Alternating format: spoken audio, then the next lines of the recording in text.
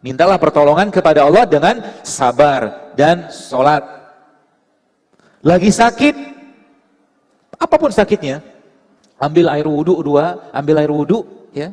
Lalu sholatlah 2 rakaat, minta petunjuk sama Allah. Ya Allah, aku zolim dengan diriku, aku zolim dengan makananku selama ini. Maka beri aku petunjuk ya Rob, apa tumbuhan atau produk yang kau ciptakan di atas tanahmu ini ya Allah, yang bisa mengobati, menyembuhkan penyakitku dengan izinmu dengan sangat mudah. Orang lupa sering doa kayak begitu, betul? Ketika sakit yang dicari siapa? Dokter, rumah sakit, herbalis. Dia lupa ada Tuhan yang menyembuhkannya dia. Pertanyaannya, apakah dengan ketika kita makan sesuatu itu Allah sembuhkan? Allah kita nggak tahu. Hanya Allah yang tahu. Ini akidah kayak begitu. Mau Allah sembuhkan silakan, itu kehendak Allah. Mau Allah belum sembuhkan silakan. Maka kan sabar. Lagi ada penyakit sekian tahun nyampahin badan, sekian tahun makan yang nggak sehat. Tanya dokter, herbal apa yang cepat mengobati penyakit saya? Mana bisa cepat? Badan sudah penuh dengan sampah. Gitu loh. Sabar sedikit. Ya. Ista'ini bisobri wassalah. Oke? Nabi SAW mencontohkan seperti itu teman sekalian. Nabi ketika beliau ada masalah yang beliau kerjakan pertama kali apa? Beliau berwudu dan sholat 2 rakaat, minta petunjuk sama Allah. Maka saya katakan demi Allah, Allah bisa sembuhkan kita dengan sangat mudah, bahkan dengan air kayak begini. Kalau Allah berkehendak, Allah sembuhkan kita. Ini akidah kayak begitu. Ini yang zaman sekarang orang lupa dengan surat Asy-Syu'ara. Allah bilang apa? Fa iza maritu fa huwa yashfin, kata Allah. Dan kalau engkau sakit, aku yang sembuhkan. Bukan herbalmu, bukan inimu, bukan teorimu. Orang-orang ikhlas meminta kepada Allah, sebagaimana seorang Nabi pernah sakit, lalu dia berdoa kepada Allah, ya Allah sembuhkan penyakit, maka Allah wahyukan kepada Nabi tadi, minum tumbuhan ini segala macam, dan dia sembuh dengan izin Allah. Tapi ketika dia sakit lagi, dia lupa doa, sakit yang sama, dia makan obat yang sama, Allah tidak sembuhkan. Itu dahsyatnya doa. Maka jangan, kalau bahasa itu, jangan songong di hadapan Allah. Teorinya kita, kehebatan kita, ilmu kita, kalau Allah belum berkehendak nggak bisa. Yang Allah butuhkan adalah hamba-hambanya yang ikhlas. Ikhlas apa? Fafirru ilallah. Maka orang yang rajin tahajud, rajin sedekah, rajin puasa, rajin sholat duha, dan rajin baca Quran, tidak akan mungkin kena penyakit degeneratif. Nggak mungkin. Kenapa? Semua syariat dalam Islam menyehatkan, tapi kita tidak melakukannya untuk sehat. Kita melakukannya karena ketaatan dan kewajiban. Kita bicara tentang madu. Sekarang mungkin sains menjelaskan tentang madu yang luar biasa. Tapi Nabi sudah jelaskan 1400 tahun yang lalu. Sekarang kita ada penelitian, baca penelitian tentang dahsyatnya sholat tahajud yang bisa meningkatkan imunitas seseorang. Dan bahkan, kalau boleh saya katakan, kalau Anda mau bebas kanker, jangan pernah lepas tahajud. Wallahi. Kalau mau bebas penyakit-penyakit kardiovaskuler, jangan pernah lepas membaca Al-Quran. Saya kemarin dapatkan sebuah penelitian sederhana dari seorang dokter. Dia beberapa sampelnya dikit Pak Sur. Dia itu penelitiannya tentang orang darah tinggi sama darah rendah. Itu sama beliau disuruh baca Quran dan berzikir. Yang darah rendah kembali normal, yang darah tinggi menjadi normal, coba. Itu dahsyat Al-Quran. Kenapa sekarang orang tidak bergetar hatinya dengan Al-Quran?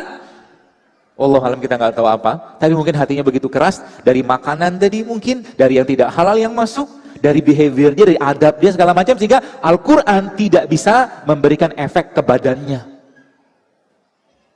Ibnu Qayyim al-Jauziyah pernah demam suatu hari.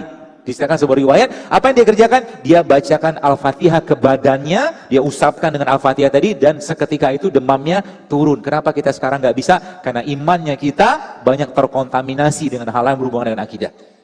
Maka saya agak heran ada orang bisa menangis nonton film ini, film itu, bisa menangis mendengarkan musik ini, musik itu, tapi kenapa tidak keluar air matanya ketika Al-Quran dibacakan? Musibah besar. Ketika Al-Quran itu dibacakan, apa yang terjadi? Harusnya kolbunya bergetar.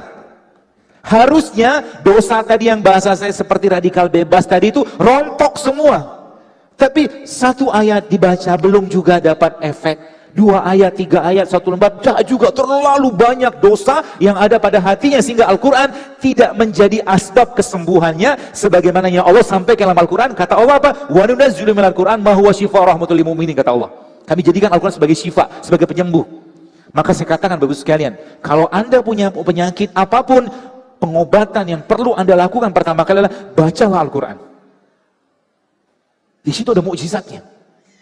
buat diri kita tuh bergetar. Bahkan Umar bin Khattab mengatakan dalam sebuah riwayat, kalau engkau membaca Quran, maka menangislah, kata Umar. Kalau kau tak mampu menangis, kata Umar, paksakan dirimu untuk menangis. Umar bilang begitu. Kita begitu gampang melihat sesuatu yang akhirnya mungkin heart touching, heart soothing, mata kita mengalir. Tapi kenapa Al-Quran tidak memberikan efek gitu loh? Ya. Kenapa Al-Quran? Ini saya katakan tadi, mari kita kembalikan kepada tanda kutip softwarenya Allah. Ya. Maka ketika Anda baca Al-Quran, minta sama Allah, ya Allah jadikan Al-Quran yang ku baca ini menjadi wasilah penyembuhan penyakitku. Bisa nggak? Insya Allah, kalau kita yakin pasti bisa.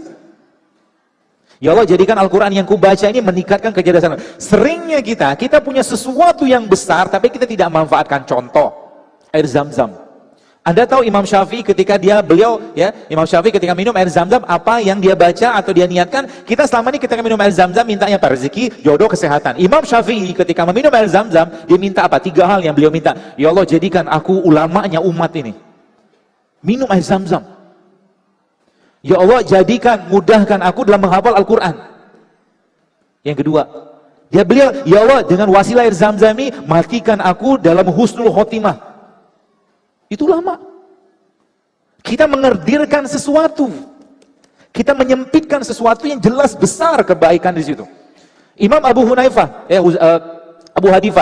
apa yang beliau kerjakan ketika minum air Zam-Zam? Dia bilang, ya Allah dengan keberkahan air Zam-Zam ini, bukan air Zam-Zam nih, contoh aja. Dia katakan apa? Ya Allah hilangkan dahagaku di padang mahsyar nanti.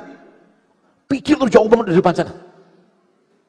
Maka ada pernah satu kisah, saya pernah baca kisah ini, seorang wanita muslim di Jerman, dia divonis sama dokter kena kanker. Kanker ini sudah stadium lanjut, kisah nyata, saya baca itu, dan subhanallah, akhirnya dia karena dia muslim, apa yang dia kerjakan? Akhirnya dia, dokter bilang ini nggak lama hidupnya lah gitu loh. Bahasa teorinya begitu. Apa yang dia kerjakan? Dia pergi umroh.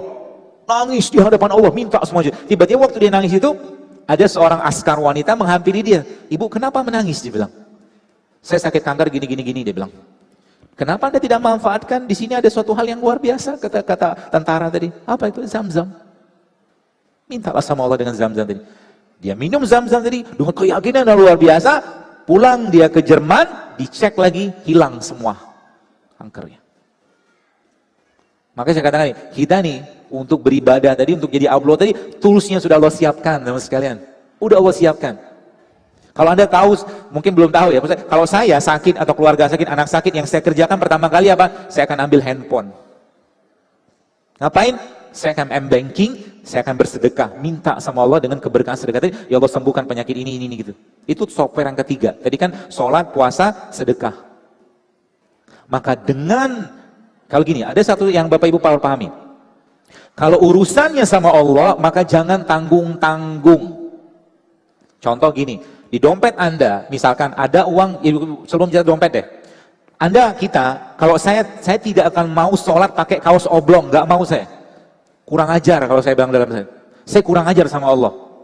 Anda diundang gubernur ya atau presiden, tidak mungkin pakai kaos oblong. Sekarang sholat pakai kaos oblong.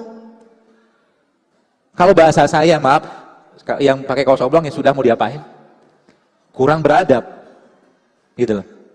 Kalau Anda bisa pakai sejadah yang bagus ketika mau sholat, pakai sejadah yang bagus. Itu adab kita sama Allah. Gimana Allah mau kasih rezeki? Gimana Allah mau kasih sehat? Kita dengan Allah aja nggak beradab. Imam Ahmad setiap malam ketika beliau mau sholat malam ganti baju setiap malam pakai wangi-wangian, ada adabnya.